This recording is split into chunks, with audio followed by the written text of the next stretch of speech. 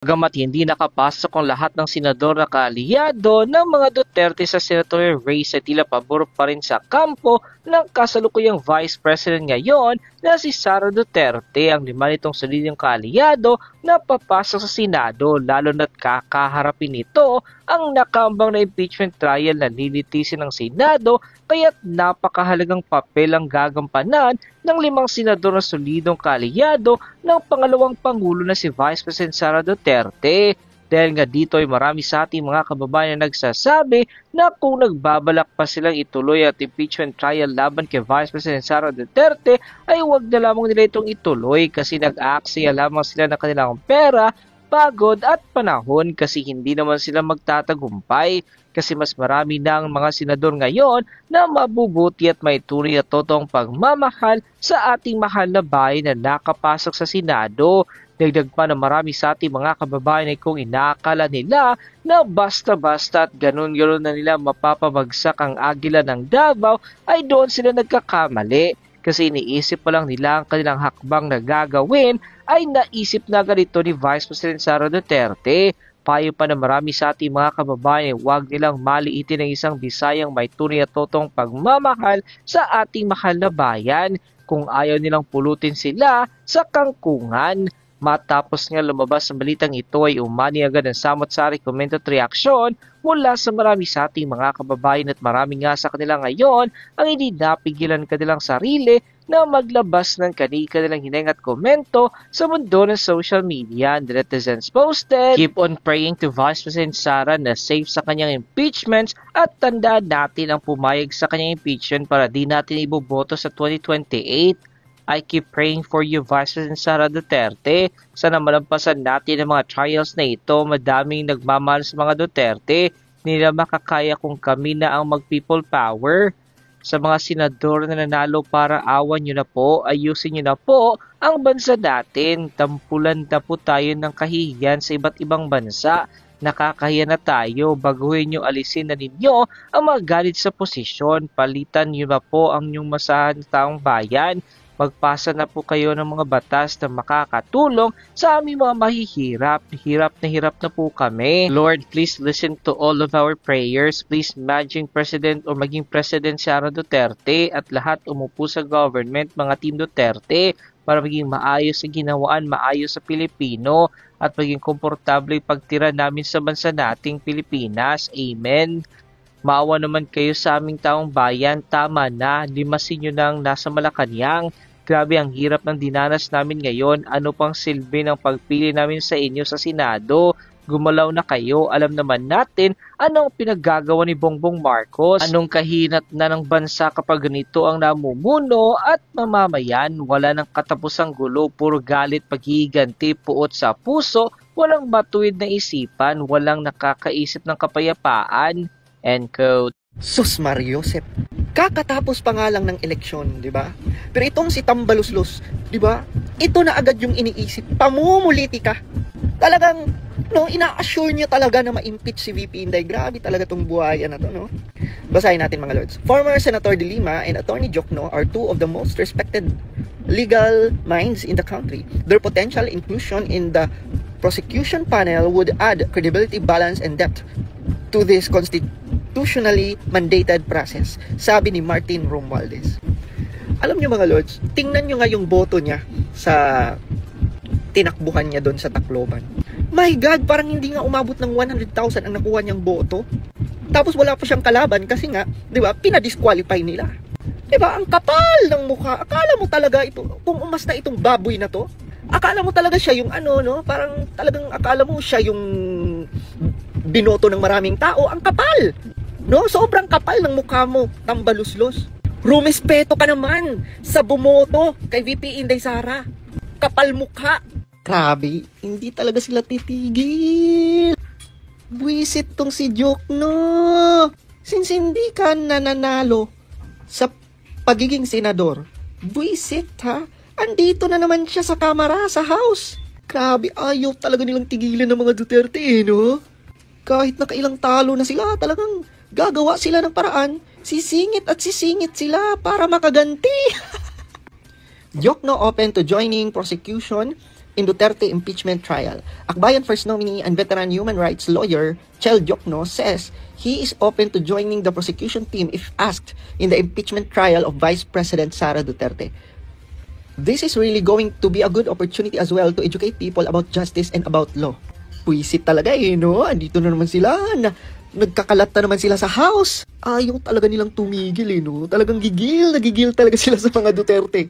Paepal no? Akala mo talaga kung sinong magaling? Diyos ka! Rodante Marcoleta lang katapat nyo, boy! Tignan nyo to, mga yawa, Jod. Diba, mga hudas, Jod? Basahin natin. News update. Sasali na sa House Prosecution Team na haharap sa impeachment trial ni Vice President Sara Duterte si incoming ML Party List Representative Attorney Laila De Lima. Got a call from the speaker just an hour ago. I answered yes to the suggestion offered to be part of the prosecution panel. Diba? Hudas talaga yung Romualdez na yan Diba? Ngayon natin mapagtugma-tugma lahat mga lods na yung ginagawa niya, diba? Yung mga nangyayari ngayon, pakulo niyan at pakana niyan. Si Romualdez. Diba? Mga hayop talaga. Sus, Diyos ko. May araw din kayo. Ngayon, bubulaga na. Gusto talaga nilang tanggalin si VP Inday Sara. Kakapal talaga ng muka. Tapos sasabihin nyo na hindi ipupush ko ni PBBM ang impeachment. Nek-nek nyo. Ayan, andito na naman si Auntie Claire. I miss you. Wala pong anumang balita patungkol sa pagpursu ng Pangulo sa impeachment. Wow. Or sa impeachment trial ni VP Sara. So yan po ay ating pinatulan at pinasisinungalingan po. Wala pong sinasabing anumang pagkumpiyansa na para mapatalsik o matanggal sa pwesto ang Vice President. Wow. Bumait tayo ngayon, Auntie Claire. With the smile ka pa. Napansin nyo mga lods, iba response niya. Hindi daw itotolak ng presidente ang impeachment sa Vice President. Wow. Pero yung pinsan ng presidente, siya naman din ang may pakana ng impeachment. Wow. Grabe nila kung laruin ang mga tao.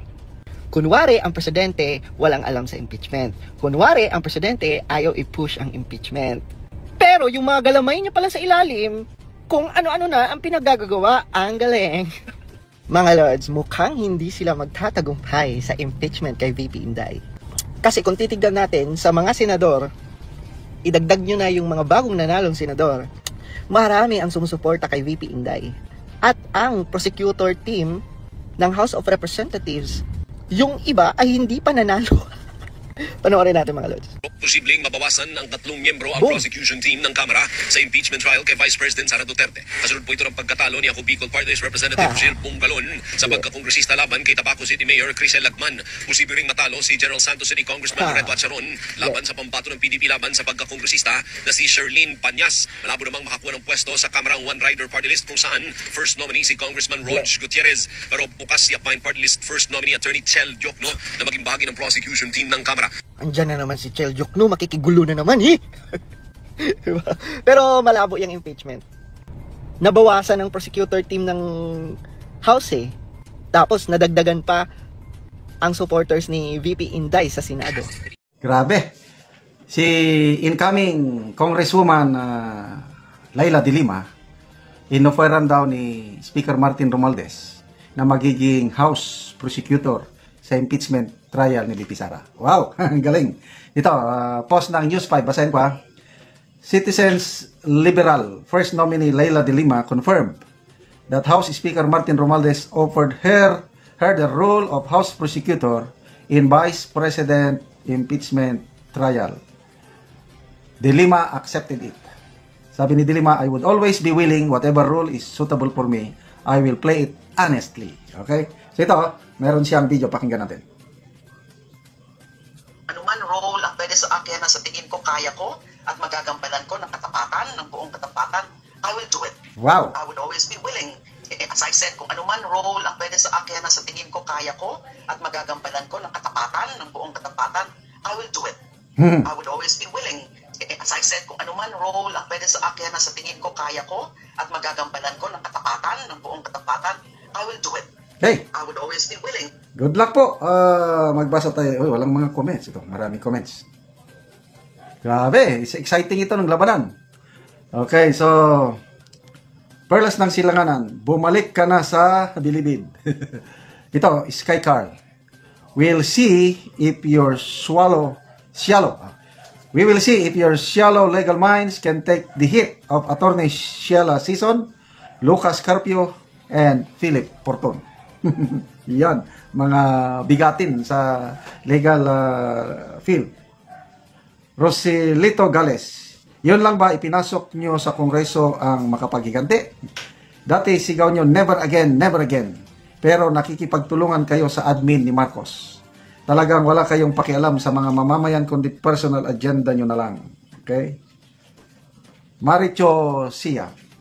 Grabe ang gantian sa gobyerno. Diyan na lang ba talaga iikot ang mundo? Maawa naman kayo sa taong bayan. Wilma Atugan.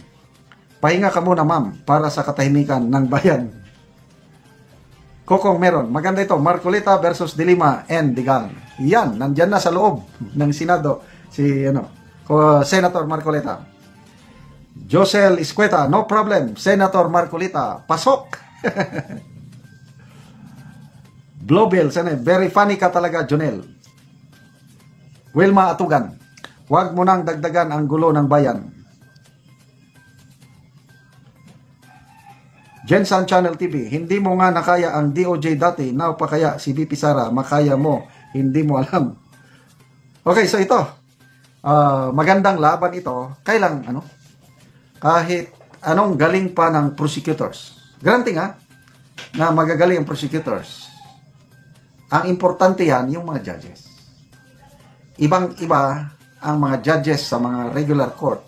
Kasi sa regular court, talagang timbang-timbangin yung ebidensya, tapos mag-desisyon ang mga judges according to evidence presented.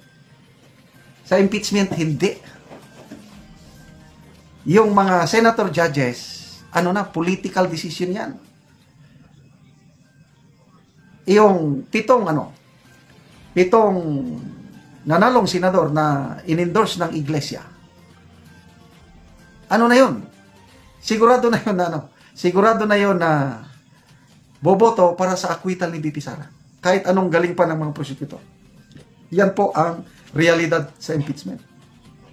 So, siyam lang ang kailangan ni VP Sara. May 7 na siya itong mga papasok na senador.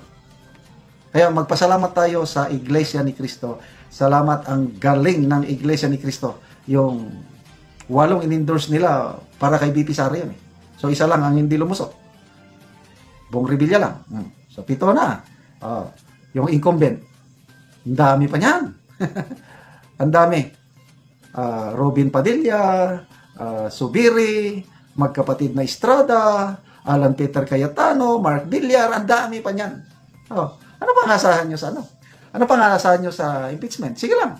Nagsasayang lang kayo sa pera ng taong bayan. So good luck po, Congresswoman Leila Dilima, sa iyong pagiging House Prosecutor.